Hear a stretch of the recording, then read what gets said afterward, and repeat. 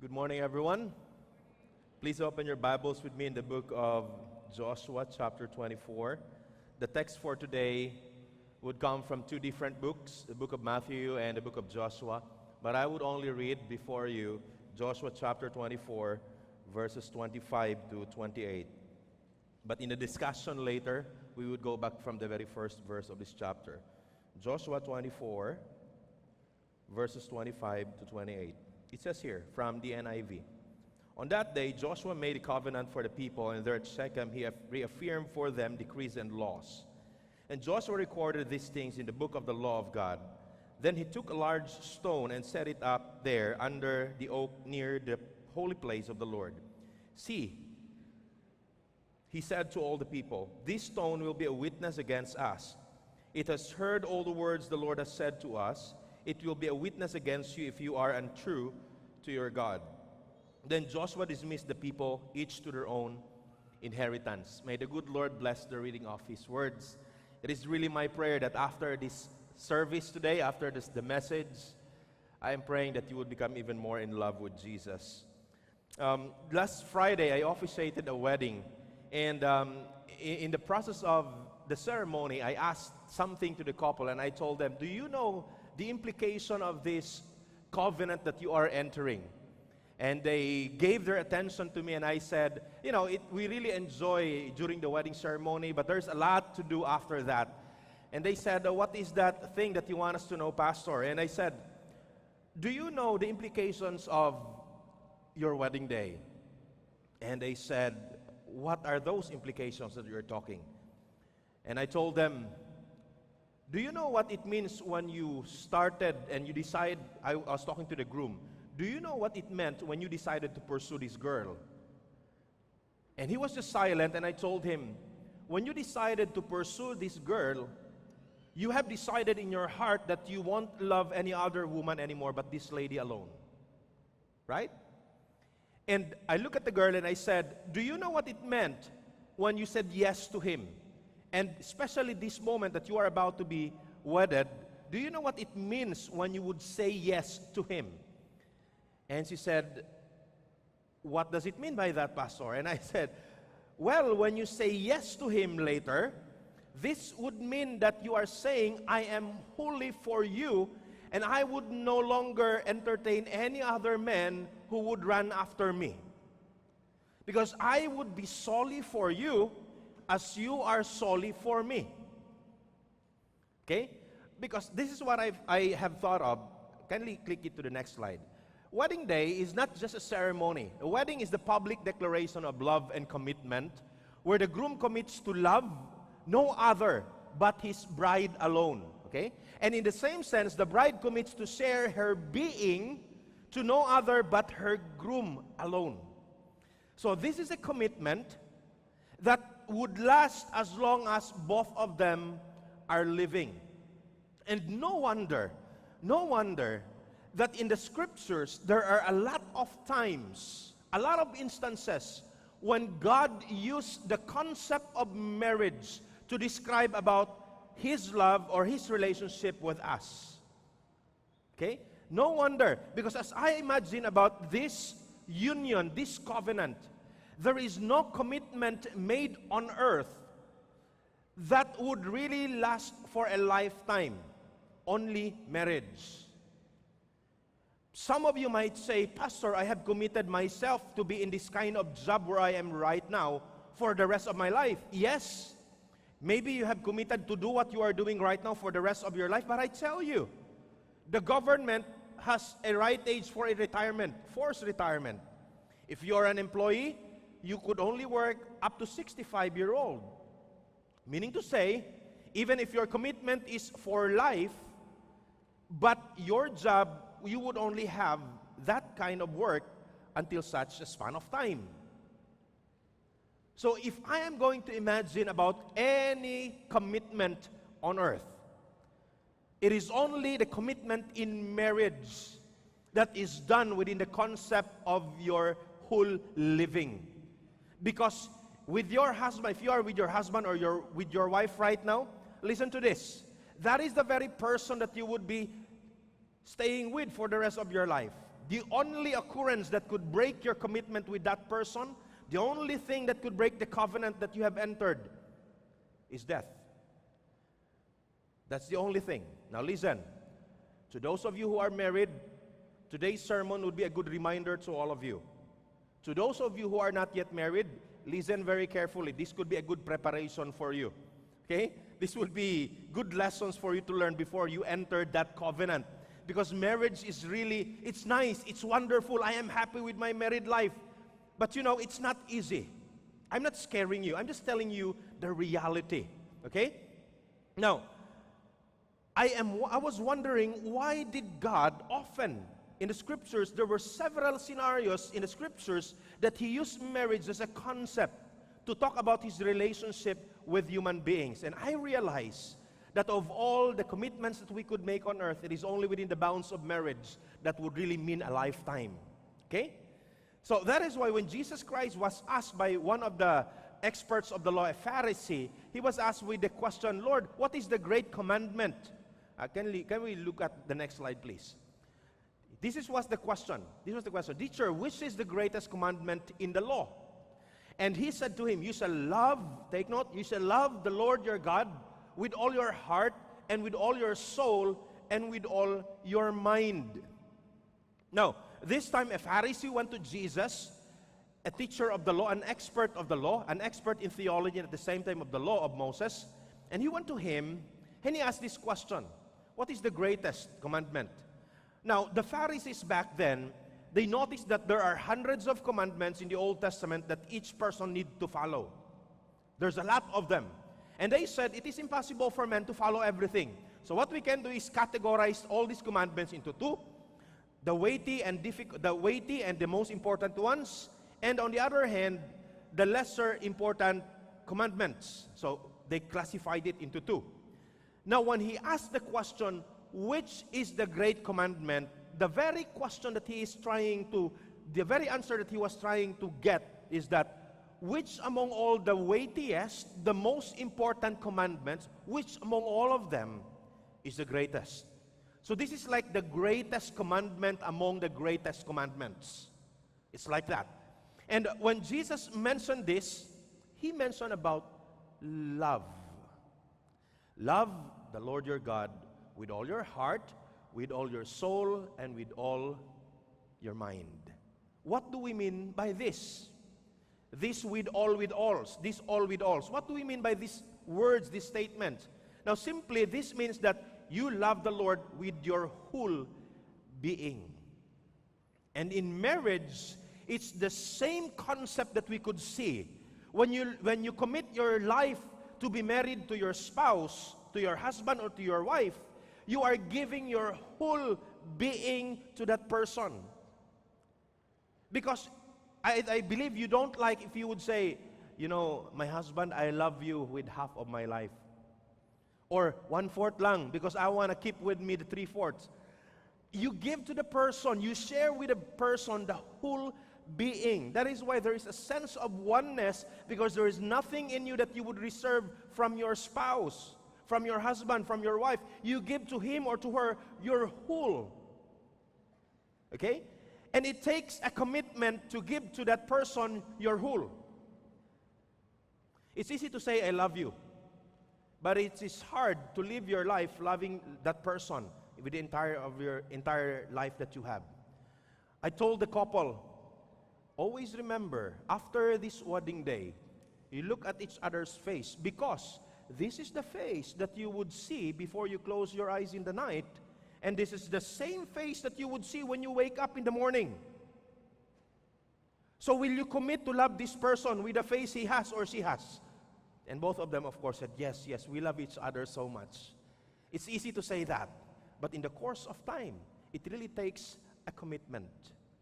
That is why if you would really like to find a beautiful union of two individuals, it should be very grounded in commitment.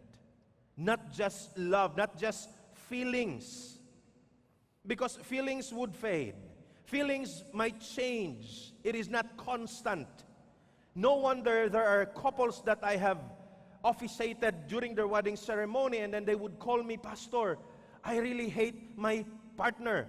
Why are you saying now you hate him or her when in fact a few months ago you said, I love you to each other? Because feelings would dwindle, feelings would change. You may feel very in love, and then maybe after 5 years it would dwindle like this, and then it would go up again, it would dwindle like this, or it would stay for a long time and it would dwindle a little. But the commitment that you have made should be there. That is why when you look at the book of Joshua, looking at the book of Joshua, he led the people of Israel into making a commitment to their God. Because Joshua knew that they could not just base their feelings on what they could not just base on their feelings as far as their relationship with God is concerned. It should be based on their commitment. Okay? And according to the book of Joshua, this is what I want us to see. Next 2 slides, please. We'll study the 24th chapter of Joshua, and I want us to see the big picture here so that we will be able to understand more the details. Now, let us look at this. The 24th chapter of Joshua, starting with verse 1 up to verse 28, this is a typical suzerainty treaty that the old people would, the people in the olden days would enter in. It starts with verses 1 and 2 to 2a. You would see the preamble there. It gives us the setting. Okay, Joshua gathered the people. And then in verses 2 to 13, you would see there a history already. Okay, let's look at that, those verses, okay? Chapter 24, verses 2b to 13. Let's read that. It's history. I'll read it again from the NIV. It says here, starting with the second part. Long ago, okay, the God of Israel said this, long ago, your ancestors, including Terah, the father of Abraham and Nahor, lived beyond the Euphrates River and worshiped other gods. But I took your father Abraham, take note of the word I took your father Abraham from the land beyond the Euphrates and led him through Canaan and gave him many descendants. I gave him Isaac, and Isaac I gave Jacob and Esau. I assigned the hill country to Seir, to Esau, but Jacob and his family went down to Egypt. Then I sent Moses and Aaron and afflicted the Egyptians by what I did there, and I brought you out. When I brought your people out of Egypt, you came to the sea, and the Egyptians pursued them with chariots and horsemen as far as the Red Sea. But they cried to the Lord for help. And he put darkness between you and the Egyptians, and he brought the sea over them and covered them. You saw with your own eyes what I did to the Egyptians. Then you lived in the wilderness for a long time. I brought you to the land of the Amorites, who live east of the Jordan. They fought against you, but I gave them into your hands. I destroyed them from before you, and you took possession of the land. When Balak son of Zippor, the king of Moab, prepared to fight against Israel, he sent for Balaam son of Beor to put a curse on you, but I would not listen to Balaam. So he blessed you again and again, and I delivered you out of his hand. Then you crossed the Jordan and came to Jericho. The citizens of Jericho fought against you, as did also the Amorites, Perizzites, Canaanites, Hittites, Girgashites, Hivites, and Jebusites. But I gave them into your hands. I sent the hornet ahead of you. When you drove them out before you, also the 2 Amorite kings, you did not do it with your own sword and bow. So I gave you a land on which you did not toil, and cities you did not build, and you live in them and eat from vineyards and olive groves that you did not plant. So, if you look at verses 2 to 13, this is a history already. What was happening back then? Joshua gathered his people in this part of history. And when verses 2 to 13 was related, Joshua related it as if he is relating it directly from God. And they were looking back in those history in the past already. And what was Joshua talking about here? Later, in verses 25 to 28, you would see that Joshua led them in a ceremony of commitment. Verses 2 to 13 would give us the basis why they should commit. Okay? Verses 2 to 13 would give us the reasons why the people of Israel should commit with their God. Okay? Why they should commit. Reasons. And when you look at that, it was really a wonderful history, not made by themselves alone, but it was made and written by God Himself in their lives. This time also, it is very significant to take note that Joshua was already an old guy. Joshua was the general of an army. As a leader, he did not just stay in his tent and hide from the enemies, but he was there in front, and he would lead them to the battle, and he would fight with them. He would defeat the enemies with their armies. That's what Joshua did. But this time he was old already. And maybe the Israelites were pondering on this matter. Joshua is old already. How could he lead us to fight against the soldiers of the enemies? How could he lead us to conquer more places? How could he lead us to defend ourselves from the attackers? And maybe they're thinking about this because he's old already. And Joshua, through this reminder also, in a very personal pronoun, he used the very word I, as if God was telling directly to the people of Israel that it's I, it's me, it's not Joshua. Remember Abraham, it was me who brought him out. Remember what happened during these days, it was me. So people rose up as leaders of the Israelites, but actually behind the scene, it was not just those leaders. Behind the scene, it was God Himself bringing them through all those circumstances that they have gone through in their lives. It was God, it was not just their leaders. So what God was trying to tell them is this: Joshua is old, sooner or later he's gonna die, sooner or later he'll be gone. But I, your God, who's been going through with these things with you, I would always be with you. Even if your leader Joshua would be gone, I have been with you in the past, I am with you right now in the present, and I will still be with you in the future. The reason why they need to commit is because they have a God who's always been with them, a God who is always faithful to them in all those circumstances that they have gone through in the past. God was faithful. We'll proceed to verses 14 to 24. Verses 14 to 24, the stipulation of the condition. If you commit, you need to do that. Because if you won't do it, then this would be the result. There will be consequences if you won't fulfill what you have committed to do. Okay? By consequences. What were the choices given by Joshua to them? Verses 14 to 24, you would see it. Joshua said, choose for yourselves this day. Because reality is this: a leader could not choose for his people. And Joshua acknowledged that. At some point, maybe a leader could choose for his people, but there are some grudges inside the hearts of the people. But reality is that human beings, we have our will. And Joshua acknowledged that free will that his people had. I can choose for myself and my family. You choose for yourselves. What were the choices? There were three mentioned there in the scriptures. You can either worship the God of your forefathers, the God of your ancestors, beyond the Euphrates River, or you could worship the gods of the Amorites, or you can worship the Lord who's Yahweh, the Lord who's worshipped as the God of the Israelites.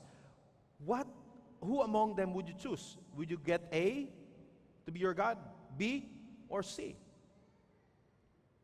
Who's going to be your God? You choose for yourselves.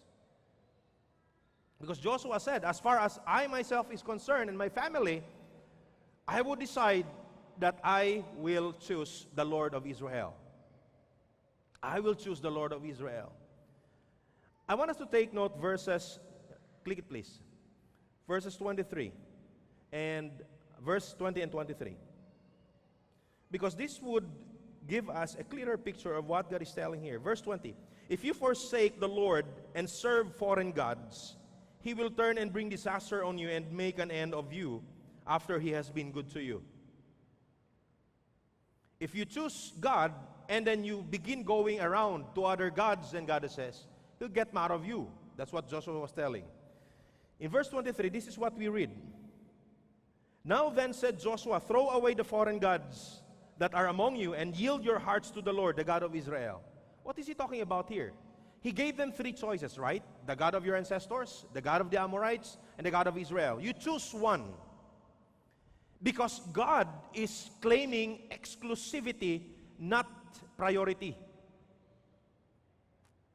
Somebody said, God is first.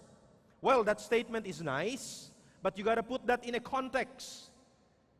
Because when you say God is first, then there is a second. Who's going to be the second? And as far as the text is concerned, the claim of God is not just a priority in relation to other gods. His claim is exclusivity.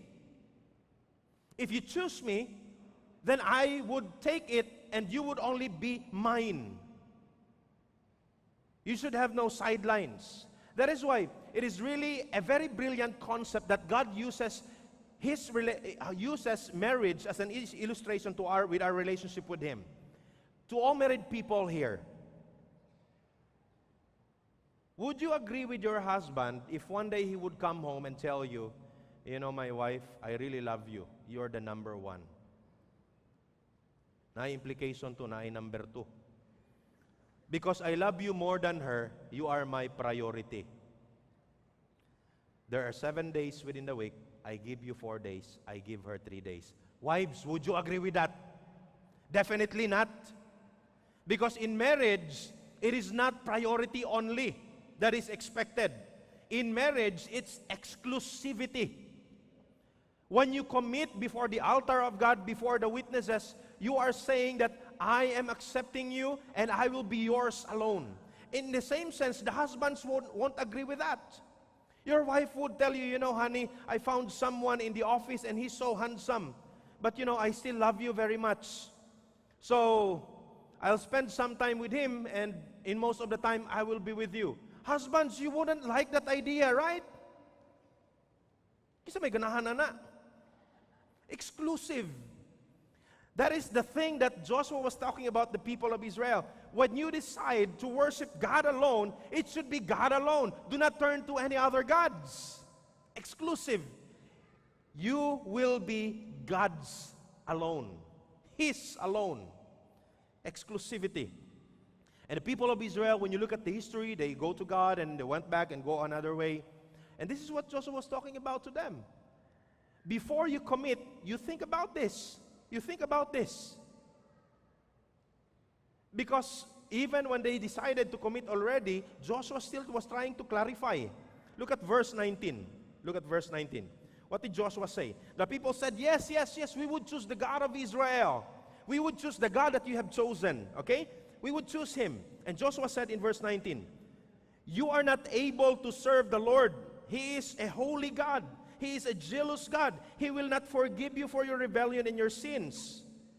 We'll continue verse 20. If you forsake the Lord and serve foreign gods, He will turn and bring disaster on you and make an end of you.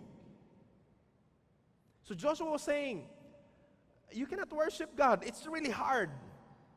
And the people said, no, no, no, we really commit to worship Him. And after that, Joshua officiated the commitment ceremony. And that's what we could see in verses 25 to 28.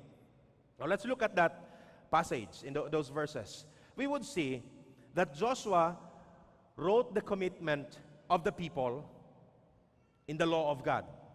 Okay? He wrote them. And then after writing those commitments, he put up a stone under an oak tree to symbolize their commitment. Now listen. When you commit, it's from within your heart, and it should be from within your heart. Okay? And the other people around you do not know what really is the commitment inside you. Then Joshua needed a symbol so that the other people around would know your commitment. And so when they said, we will worship the God of Israel. Okay, Joshua wrote it down in the law of God, and he put up a stone to remind them. Married people, what is the very symbol that you take with you to tell that you are a married person? It's your ring, right? Why does it symbolize the wedding or your marriage? You look at the ring, there is no end. And that speaks about your love for your spouse. There should be no end as long as you are living, right? It's very clear. Now, the ring may not be that very important to you because it's just a material thing. But the essence, the commitment within that thing, this may be just a very tiny piece of gold or silver or whatever your ring is made of. This may be just a very tiny piece of it. But what really makes this very significant? It is the commitment that it speaks about. So Joshua had not a ring, but a stone that would tell them about their commitment, right? That would symbolize that they have committed to the Lord and that they are saying to the Lord and to everyone around them, I am worshiping no other gods but the God of Israel alone. That's a commitment. So the ring in the wedding day, that would speak of your commitment. That's why I advise husbands and wives, I advise you, since you are married already, keep wearing your ring. Keep wearing your ring, your wedding ring, in the right place. You know why? That would protect you. Because it's going to remind you that you have committed your whole life to the person that you said yes there at the altar of God. Na ako'y mga nakitaan nga galilianay sa mga kamot ba? Always wear your ring. Og naprinda hala lukata. Og gibaligya palitig lain. Because that's gonna remind you that you have committed yourself for life with the person that you have decided to commit your life with.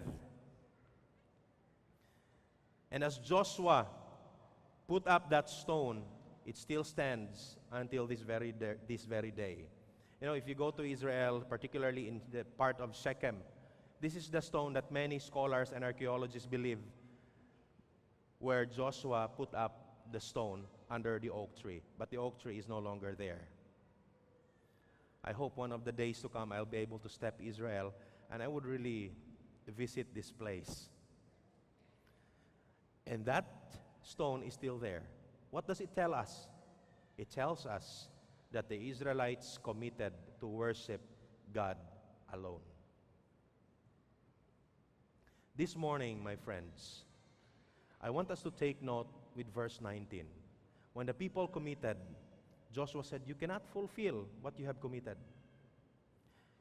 And I was surprised that he wrote their commitment in the law of God. And that stone would remind them that you have committed, and that commitment was written in the law. And that stone would remind them of their failures at the same time. So this morning, I would not lead you in putting up a stone this morning here in our church. But what I would lead you is this. I would lead you to put your commitment at the very cross of Christ. Because the stone erected by Joshua would remind the Israelites of what they have committed to do. And if they fail to do it, that stone would remind them of their failures. The beauty of this, my friend, is that more than 2,000 years ago, Jesus did not erect a stone. He erected the cross. And in that cross, that serves us as a reminder of His commitment to us. And that is the very cross that we should commit our lives to. Because that cross is the one that could make us whole.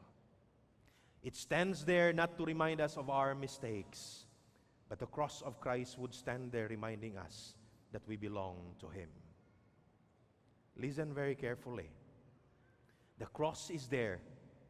We will not do the standing and setting up of stones this morning, because that's going to remind us of our mistakes. But what we will do today is that we would look at the very cornerstone. We would look at the very tree. The stone was placed under the oak tree. But this time, let us look at that very tree where Jesus Christ was hanged, crucified, nailed down for your sins and my sins. And what we will commit today is not the commitment of doing. What we will commit today is the commitment of putting and immersing ourselves in the grace and the truth of Jesus Christ. Because that symbol of the cross would tell us that we belong to Him. It is something that you and I did not accomplish.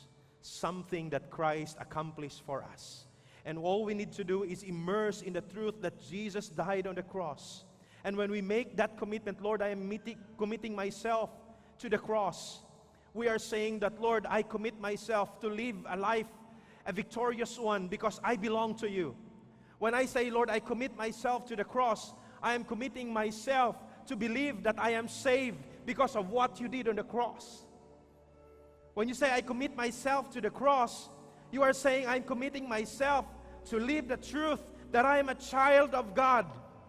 I'm committing myself to live the truth that there is no lie that would penetrate my life, but I would always live on the truth that Jesus Christ has given to me. That I would commit to live in the truth that I can do it because the grace of God is sufficient. That the power of God is made available for those who trust Him. And I'm inviting all of you to make that commitment today. Not the commitment for you to do, but the commitment to immerse yourself in the truth of Christ on the cross. I am challenging fathers, you are the head of your family. I am challenging you to lead your family in committing to the cross. Mothers, you are the lights of the home, you are the managers of your home and your family. I am challenging you to stand and commit your family to the Lord. I commit to the cross, oh Jesus. And if that's the decision of your heart this morning, I am inviting you to stand from where you are and so that I could pray for you. If that is the commitment of your heart, if you commit yourself to the cross, stand from where you are. Don't look at your seatmate. Maybe your seatmate doesn't want to do it. But if it is what your heart is telling, I would like to commit to the cross. And that commitment is not based on the stone that we can erect. But that commitment is so strong because it is based on the cross, that tree that Jesus Christ erected in Calvary. And that is something that we will not do, but something that Christ has done already. Lord, you can see your children. As I'm closing my eyes, you can see them. You know their hearts. It is a reality in life that from time to time we encounter situations that would break us, situations that would put us down, situations that would tell us you could no longer proceed, you could no longer experience victory. But we would commit to the cross because the cross is telling us, my child, you belong to me. I died for you. My child, I own you. We commit to the cross, oh Jesus. And right now, as your children are committing themselves to you, I pray that you would empower them with the work of your Spirit, that in every day of their lives, the believing, the faith, the connection with you will always be evident. Work in them as we bow down our lives to the cross, because it is where we could find mercy and grace. It is where we could find justice and love. It is where we could find commitment exemplified in a very concrete way. We just honor you, oh God. We just honor you.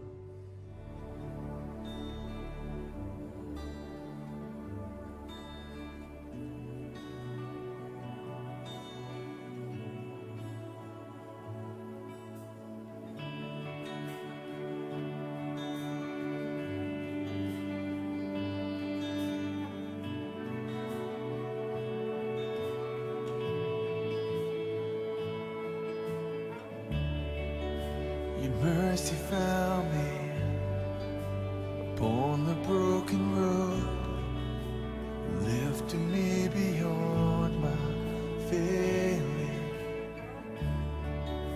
into your glory.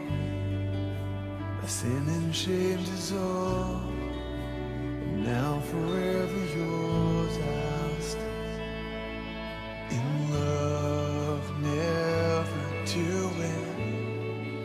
To call you more than Lord, glorious friend. So I'll throw my life upon all that you are, 'cause I know you gave it all for me. And when all else fades, my soul will dance with you, where the love lasts forever.